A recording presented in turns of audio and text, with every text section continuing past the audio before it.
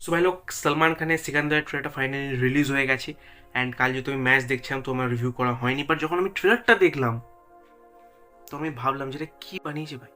কারণ অবভিয়াসলি ট্রেলারের ভেতর কিছু ভালো জিনিস ছিল, তার পাশাপাশি কিছু নেগেটিভ জিনিসও ছিল, যেটা নিয়ে আজ এই ভিডিওতে আমরা কথা বলবো। সলমান খানের প্রিভিয়াস মুভিগুলো সলমান খানের স্টারডামের উপর নির্ভর করে কিন্তু পাবলিককে বেচা হতো, বাট এই সিকান্দারের বেলা কিন্তু সেটা অন্যথা। সিকান্দার পুরোপুরি কন্টেন্টের ওপর বেস্ড করেই কিন্তু পাবলিককে বেচা হচ্ছে।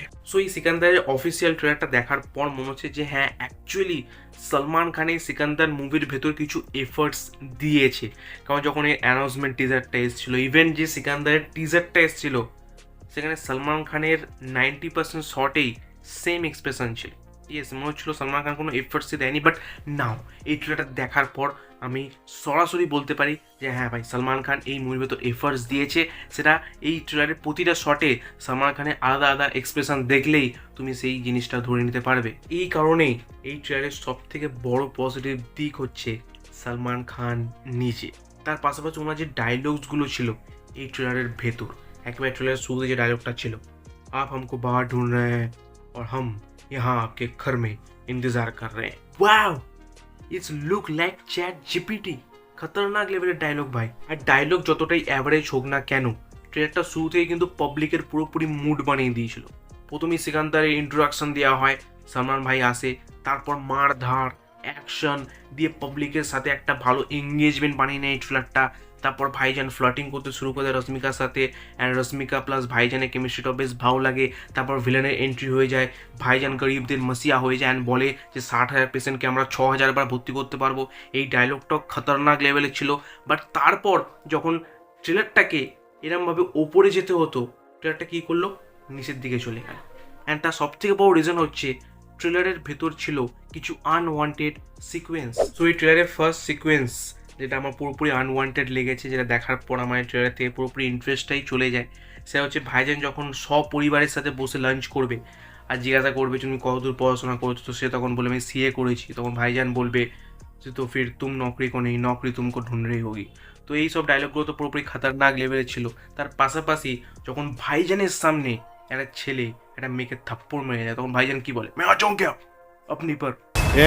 এটা বলবে না, ট্রেলারের ভেতর যে অ্যাকচুয়াল ডায়লগটা ছিল যে मेरे गुस्से पर मेरा फुल कंट्रोल है, लेकिन अभी तूने जो हरकत की है उसके बाद गुस्से ने मेरे ऊपर फुल कंट्रोल ले लिया है।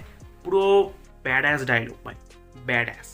সো এইসব সিনগুলো যদি ট্রেলার থেকে বাদ করে দিত, ফার্স্ট ট্রেলারের রান টাইমটা কমে যেত। অলরেডি 3 মিনিট 38 সেকেন্ডের ট্রেলার, তো সেই রান টাইমটা কমে যেত। উপরন্তু এই ট্রেলারের ভেতর এইসব শর্টগুলো দিয়ে ট্রেলারটাকে একেবারে ডাউন করে দেওয়া হয়েছে। ওকে, কারণ এইসব শর্টগুলো আর যাই হোক ট্রেলারটাকে এক্সট্রাঅর্ডিনারি তো একেবারেই বানাচ্ছে না। মানে ট্রেলারটা এইসব শর্টের জন্যই জমতে পারলো না ঠিক। ওকে, বাট এই কারণে অবধি তাও ট্রেলারটা ঠিক ছিল। এরপর যা হয় ওটা পুরোপুরি একেবারে আনএক্সপেক্টেড ছিল। যখন রশ্মিকা গান করা শুরু করে, ইয়েস, ওই যে ভয়েসটা এতটা টাট্টি ছিল, এতটা বাজে ছিল যে আমি বলে বোঝাতে পারবো না। ফার্স্ট যখন কোনো ইংরেজ কোনো হিন্দি কথা বলে তার উচ্চারণ ঠিক তেমন হয়, তো এটা হতে পারে যে কোনো ইংরেজ মহিলাকে দিয়ে ওই গানটা গাওয়ানো হয়েছে। আর সেকেন্ড হচ্ছে এআই, ইয়েস, এআইকে দিয়ে ওই গানটা গাওয়ানো হয়েছে। তো এটা কি দরকার ছিল ভাই? সিকান্দারের টাইটেল ট্র্যাকটাই কাফি ছিল ওইসব অ্যাকশন সিকোয়েন্সগুলোকে নেক্সট লেভেলে নিয়ে যাওয়ার জন্য। ইয়েস, কারণ টাইটেল ট্র্যাকটাই মারাত্মক। सबके दिल का वो एक दिलावर जाने जिगर तू है कौन सिकंदर, খতরনাক লেভেলের টাইটেল একটা ছিল। ইভেন শেষে গিয়ে সেটা দেওয়াও হয়েছে, সেই যে কারণে সেই সিকোয়েন্সটা আমার বেশ ভালোই লেগেছে। শেষে গিয়ে একেবারে যে অ্যাকশনটা দেখানো হয়, বাট রশ্মিকা যখন গান করা শুরু করে তার পাশাপাশি যেসব অ্যাকশন সিকোয়েন্সগুলো চলে সেগুলো ভালো হওয়া সত্ত্বেও গানটা এতটা টাট্টি ছিল যে সেটা কোনো ইম্প্যাক্টই পড়ে না আমাদের উপর। বাট এতটা খারাপ হওয়ার পরও এই ট্রেলারটা কিন্তু এই মুভির স্টোরিটাকে একেবারে রিভিল করে না। উপরন্তু আমরা এটা বুঝতে পারছি যে এই মুভির ভেতরে একটা সোশ্যাল মেসেজ থাকতে চলেছে। হয়তো রশ্মিকার সাথে কোনো একটা ট্র্যাজেডি হয়ে যাবে। ইভেন মেকার্সরা ভিলেনটাকেও লুকিয়ে রেখে দিয়েছে, তেমনভাবে রিভিল করেনি। তো যে কারণে এই মুভির ভেতর মেবি কোনো সারপ্রাইজ ফ্যাক্টরও থাকবে। তার পাশাপাশি শার্টলেস ভাইজানকেও দেখানো হয়নি, যেটা খুব ভালো লেগেছে আমার। ওকে, সো যে কারণে এই ট্রেলারটা আমার বলবো একটা মিক্স রেসপন্স পেয়েছে আমার। মানে আমি এটাকে ভালো হিসেবে কনসিডার করবো না, খারাপ হিসাবেও কনসিডার করবো না, একটা অ্যাভারেজ ট্রেলার হয়ে গেছে। সো এই মুভিটাকে এখন শুধুমাত্র সলমান খান আর ডাইরেক্টর AR মুরুগদাসই বানাতে পারে। কারণ যদি এই মুভির কন্টেন্ট ভালো বার হয়ে যায় আর যদি মুভির ভেতর একটু ইমোশনস থাকে তাগড়া লেভেলে, তাহলে এই সিকান্দার মুভিটা বক্স অফিস ফাটিয়ে দেবে। ওকে, বাকি তোমার কেমন ট্রেলারটা লাগলো তুমি অফকোর্স কমেন্ট করে জানাতে পারো। আর আমি যদি আমার কথা বলি তাহলে এই ট্রেলারটা কোনো এক্সট্রা অর্ডিনারি ট্রেলার হয়নি, বাট তারপরও ভালো লেগেছে ট্রেলারটা শুধুমাত্র সলমান খানের জন্য, যে উনি একটু হলেও এফার্টস দিয়েছেন এই মুভিতে, সেটা এই ট্রেলারে আমরা বুঝতে পারছি। বাকি আমি কথা বলেছি খাকি দ্য বেঙ্গল চ্যাপ্টার নিয়ে, ইয়েস, তো তুমি যাও গিয়ে সেই ভিডিওতে চেক আউট করতে পারো।